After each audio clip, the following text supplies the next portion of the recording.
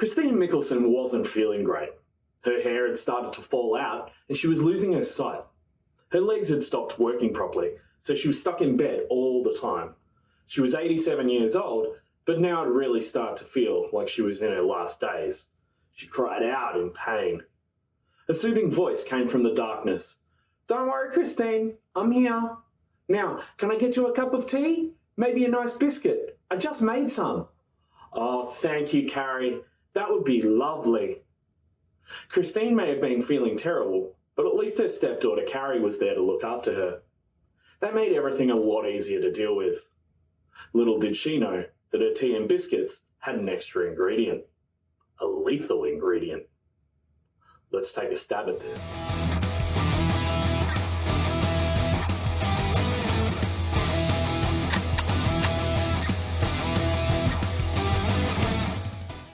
Hi mates, and welcome to Something About Murder.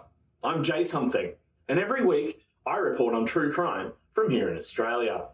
If that sounds interesting to you, go ahead and shoot the like button with your trusty boomstick and stab that subscribe button until it bleeds.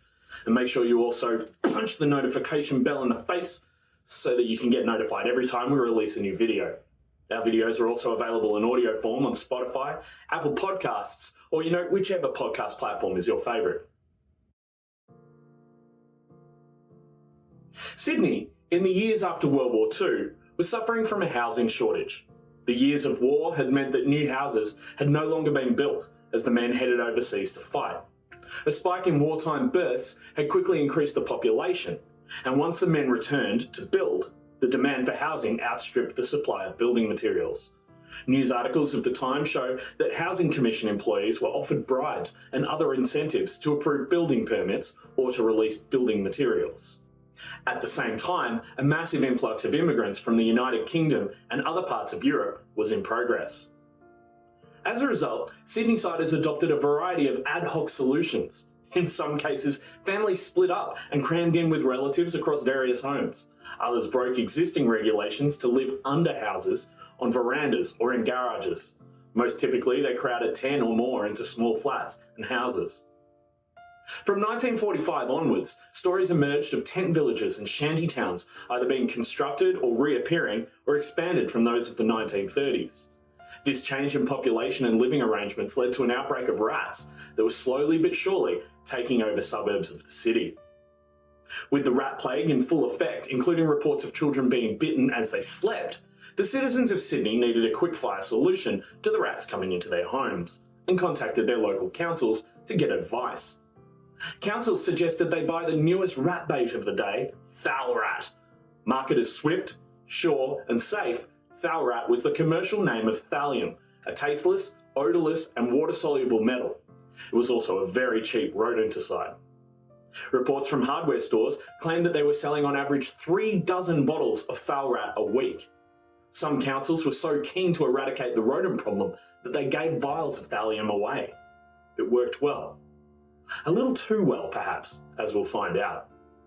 Caroline Mickelson was born in 1888 in Balmain, a suburb of Sydney, the daughter of labourer George Mickelson and his wife Mary. Not much is known about Caroline's childhood, but in 1908 Caroline met Richard William Grills, a labourer just like her father. After a short courtship, they were married in April and went on to have 5 sons and a daughter. One of her sons, Wally, worked as a lifesaver at Maroubra Beach. One day in December 1942, he brought the rotting body of a surfer ashore. Tragically, he contracted typhoid from the body and died 10 weeks later. The Grills moved into a succession of rented houses in the city and the Randwick area, during which years Richard was employed as a real estate agent. In 1947, the family moved into a house in Gladesville. Once again, there were rats coming into the house. There are always rats coming into their houses, so Caroline, or Carrie, to those who knew her, rang the local council to see if she could get advice on how to get rid of the rodent pests. Of course, Thalrat was the suggestion, and Carrie quickly sent for some from her hardware store. It worked well. It worked very well. Carrie's father George had died some years before, leaving his home in Gladesville to his daughter. There was one proviso. His widow, Christine Mickelson, was allowed to live in the home until her death. He wanted Christine to live comfortably in her later years, And then of course Carrie would get the house and no longer have to rent. Christine was in pretty good health for an 87-year-old woman of the time. Carrie didn't like her to begin with, and now she was taking her time dying in the house that her father had left her, whilst she lived nearby, paying rent to a landlord for a house that had rats coming in. It wasn't fair. Not that Carrie would ever show that. The nearly 60-year-old woman, who stood a mere 4'6", was considered by all to be a lovely person, always quick with a smile, and forever baking cakes and biscuits for her friends and family. And so, in October 1947, Carrie did what she'd always done. She baked some tremendous treats for Christine and showered her with affection. In short shrift, Christine was bedridden, her hair started to fall out, and she was suffering from blindness. She was 87 years old, but now it had really started to feel like she was in her last days. Christine may have been feeling terrible, but at least her stepdaughter Carrie was there to look after her. That made everything a lot easier to deal with.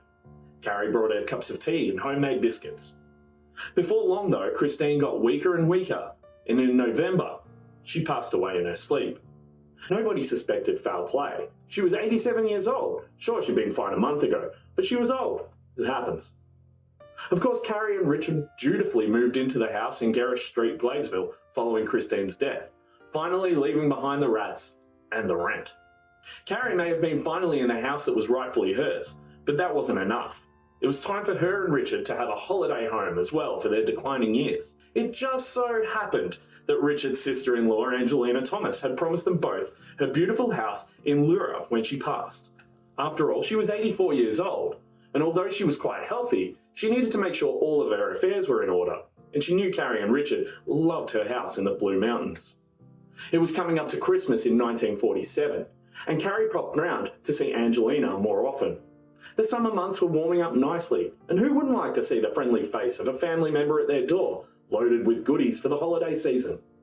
But as 1947 turned into 1948, Angelina started having issues with her feet. They were incredibly tender, so much that she found it difficult to walk. She spent more time in bed. Her lovely Aunt Carrie popped over more often to look after the ailing woman, constantly giving her cups of tea and cakes. One morning, Angelina woke up and cried out that she couldn't see anything. It was all downhill from there, as her hair began to fall out and she began suffering extended moments of insanity. It was too much, and Angelina passed away in January 1948.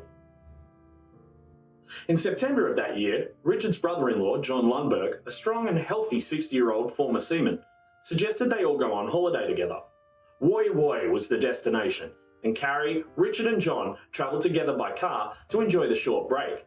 Richard was looking forward to the holiday as he hadn't had a break for a long time and knew that he would be well fed by Carrie's famous delicacies. He became ill early in the holiday. However, Carrie doted upon him, continuously supplying cups of tea and her homemade biscuits, which she knew he loved. She even sent him home with some as he continued to get worse after the holiday. And of course, his hair started falling out, he became bedridden, went blind, and passed away in October 1948. John didn't have anything of worth to leave in his will. His small amount of savings was shared with his children, not Richard or Carrie. His death was the first in which Carrie didn't stand to gain anything from, financial or otherwise. Once again, it began coming up to Christmas in 1948. As far as everyone else was aware, the sweet and loving Carrie had experienced so much loss and sadness over the past 12 months. Her brother's second wife asked her to come to tea often, and Carrie would constantly offer to help with the tea and would bring her own baked goods to share. Christmas came and went, and though it was the new year, Mary Ann Mickelson didn't feel like celebrating. In fact, she was feeling positively awful. Her feet were constantly tingling, and she had bouts of migraine headaches that left her unable to see. The constant sickly feeling meant that she was incredibly depressed, didn't even consider getting out of bed most days. Mary Ann was 60 years old and didn't have much to show for her life in terms of worldly possessions. She felt like she was getting the same illness that Angelina had had 12 months ago, and that her days were numbered. She slipped in and out of consciousness, and despite Aunt Carrie's smiling attentions, on February 15th, 1949, Mickelson finally succumbed to her mystery ailment and died. The nature of Mickelson's death must have seemed strange to family members. She had shown symptoms similar to those shown by 3 other people that they knew of who had also died. But since nobody knew what disease those symptoms pointed to, Mickelson was buried without fuss. Over the next few years, more members of Carrie's family and friends became ill. It was strange, because sometimes they'd feel better for a while, and then once Carrie came in with her bottomless cups of tea and Anzac biscuits, they'd once again fall into lethargy or become bedridden. John Lundberg, the seaman who died in 1948, had left behind his widow, Eveline, and daughter Christine. In 1950, Eveline began to lose her hair and was frequently bedridden. She'd complain about blindness from time to time. Christine moved in to look after her, along with her husband John Downey. Of course, Aunt Carrie was on hand with tea and delicacies. "How can I help?" she would ask as she'd come through the door to heap attention on Eveline. Christine and John Downey soon fell ill as well. They experienced similar symptoms of stomach pain and tingling sensations on the bottom of their feet. They'd get better, but then suddenly the symptoms would come back. Christine and John were incredibly frightened, and Eveline seemed to often get worse, sometimes seeming on the edge of death. In these early years of the 1950s, Sydney was in the grip of a thallium panic. Newtown housewife Yvonne Fletcher was arrested for poisoning her husbands with thallium in 1947 and 1952. Newspapers breathlessly reported on the trial, including descriptions of the symptoms that her victims had gone through. One newspaper explained that a dose of 1 gram of thallium was considered sufficient to cause death within 2 to 14 days, with the most striking symptoms being loss of hair, pain in the abdomen, back and legs, extreme tenderness of the soles of the feet, loss of vision, and periods of lethargy, delirium, and depression. You know, everything that Eveline, Christine, and John were going through, and everything that the others had experienced before dying. John read about this in a newspaper in late 1952, and of course he became suspicious of what had been happening to him. He did not, however, suspect his smiling and jolly Aunt Carrie, until he experienced symptoms after eating ginger that she had provided him in early 1953. On the 20th of April 1953, Carrie was once again over at the Lundberg house, offering her normal treats and helping as much as she could. John kept his eyes on her the entire time. He then noticed Carrie carrying a cup of tea. She placed her right hand into her dress pocket and then put it over the cup as if dropping something into the tea. Already skeptical, John said that he was going to top up all of the cups of tea and took them into the kitchen. He then switched the cup and poured the tea that he'd seen Carrie fiddling with into a bottle. After returning everyone their cups of tea, he excused himself and took the bottle down to the police station. As I said, Sydney had a number of thallium poisonings happening at this time, so they knew what to look for. Lo and behold, the tea in the bottle contained a lethal dose of thallium. Caroline was immediately arrested. John, Christine, and Eveline were tested, and all were found with doses of thallium in their system. John told the police about his father-in-law, John Lundberg, as well as the other 3 people that had died with mysterious illnesses. 2 had been cremated, so police exhumed the 2 remaining bodies. As they suspected, traces of thallium were found by chemical analysis. Police also found traces of thallium in the pocket of the dress that Caroline had been wearing on the day that John had caught her. On the 21st of August, Caroline Grills was sent to trial on the charge of murdering her stepmother, Christina Mickelson. A week later, she was committed on the charge of murdering Angelina Thomas. And on May 11th, 1953, she was arrested and charged with the attempted murders of Eveline Lundberg and Christine Downey. When questioned, Caroline maintained her innocence, and when presented with the evidence of thallium in 2 of her victims by Detective Sergeant Don Ferguson, Aunt Carrie replied, "Fancy that!" While the police believed that a strong circumstantial case existed to substantiate murder, they only proceeded with the original charge of the attempted murder of Eveline Lundberg. As the trial began at the Central Criminal Court in October 1953, with Justice Brereton presiding over the matter, the prosecution were permitted to use evidence regarding the suspicious deaths of all of her family members. The prosecution alleged that since 1947, Grills had poisoned Christina Mickelson, Angelina Thomas, John Lundberg, and Mary Ann Mickelson. She was also suspected of attempting to poison at least 10 other members of her immediate family, as well as the attempted murder of Eveline Lundberg. The newspapers of the day took great delight in reporting the trial of Caroline Grills, particularly her more extroverted actions in court. Descriptions of her smiles and waves towards members of the gallery were commonplace. She was also known to have laughed a number of times when her evil acts were put to her by prosecutors. One morning, when she reached the courtroom, she was said to have turned to the media present and declared the trial the fun of the world. Media also reported on the way that Grills did not seem to shy away from questions that were quite obviously designed to imply her guilt. Asked if she knew of the product Thalrat, Grills gave it a glowing endorsement, admitting she had in fact given bottles of it to 2 of her victims. Similarly indicting were stories about Grills being renowned for predicting the deaths of various family members, whom she was later accused of killing. Grills was reported as taking great delight in her predictions, attributing her success to the power of her intuitions. Furthermore, Grills' unwavering tendency to stay with her victims, spoon-feeding them, suggests that she enjoyed the way in that she could have control over her victims. By mid-October 1953, all of the evidence had been heard by the jury. In summing up, Senior Crown Prosecutor Rooney, QC, alleged that Caroline was a killer who poisoned for sport, for fun, for the kicks she got out of it, for the hell of it, and for the thrill that she and she alone in the world knew of the victim's suffering. Caroline, for her part, maintained her innocence. She said that the police had pressured her relations to try and convict her, and if she was guilty of anything, it was of being kind and caring too much. On the 15th of October, the jury were asked to retire to consider their verdict. A mere 12 minutes later, they returned and pronounced Caroline Grills guilty of attempted murder. Grills didn't flinch. She simply drummed her fingers on a rail in the dock and was otherwise unmoved by the verdict. When asked if she had any words, she told the court that she helped to live, not kill.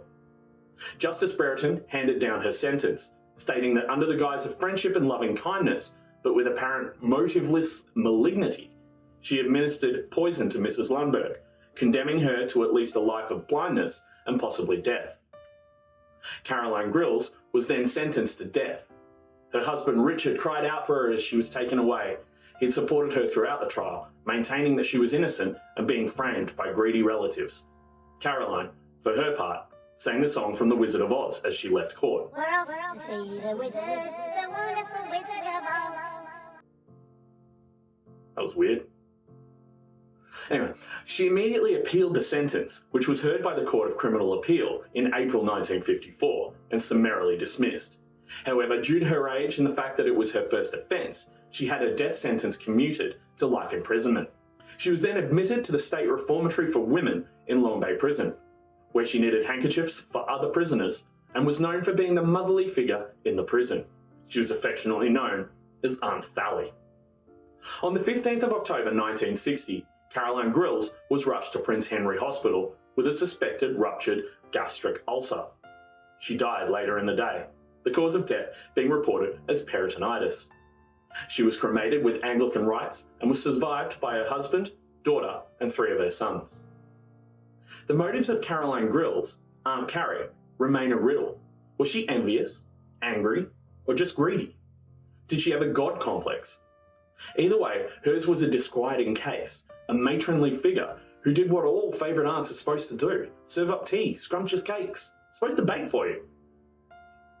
I guess this wasn't that sort of aunt, huh? Thanks for your time today. I really appreciate you watching the whole video. Join me next time as we trawl through another episode in the true crime history of Australia. If you've enjoyed this video, once again, please go ahead and shoot the like button with your trusty broomstick. Stab that subscribe button until it bleeds. Make sure that you also punch the notification bell in the face so you can get notified every time we release a new video. And remember, all of our episodes are released at the same time on Spotify, Apple Podcasts, or wherever you get your podcasts from. I hope you don't get murdered. Stay safe out there. Bye. Cakes.